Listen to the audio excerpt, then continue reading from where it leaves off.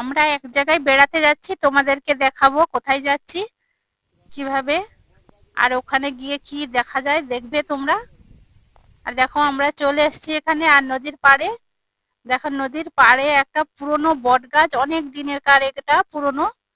আর আগেকার দিনে এইটা নাকি ছিল, বট গাছের নিচে একটা বড় মন্দির বা রাজবাড়ি ছিল মোটামুটি দেখা যেত। আর নদীর চরে তো নদীর উপর দিয়ে তো বোঝা যায় না, উপরে বট গাছ আর নিচের চর থেকে দেখা যেত এটা। আর এই মন্দিরটা পুরনো, অনেক দিনের মন্দির ছিল, সেটা হচ্ছে নদীগত হয়ে গেছে। আর দেখো এটা মেন বট গাছ, এটা বোঝা যায় না, সেই নদীগত মন্দির থেকে এটা একটা নতুন মন্দির তৈরি হয়েছে। আর এটা নতুন এই বিশালক্ষী মন্দির। আর যেটা নদীগত হয়েছে তোমাদেরকে দেখাবো ওখানে গিয়ে। আর আমরা এই নদীর পাড়ে এসেছি, নদীতে দেখো মাছ ধরছে জেলেরা, আর দেখো এখানেও শুট করা হচ্ছে। এখানে অনেকে রিলস বানাতে আসে দেখো। আর ওই প্রচুর অনেকটা দূরে দেখো ছোট একটা ডিঙি, মাছ ধরছে সবাই। আর এই নদীর চরে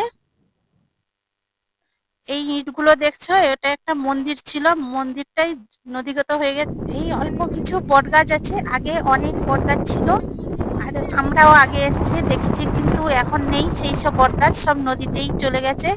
আর মন্দিরটাও নদীতে পড়ে যাওয়ার পরে আবার একটা নতুন মন্দিরও তৈরি করা হলো। আর দেখো এইরকম দৃশ্যটা খুব সুন্দর লাগে না? ভালোই লাগে। তোমরা কমেন্ট করে জানাও কেমন লেগেছে ভিডিওটি।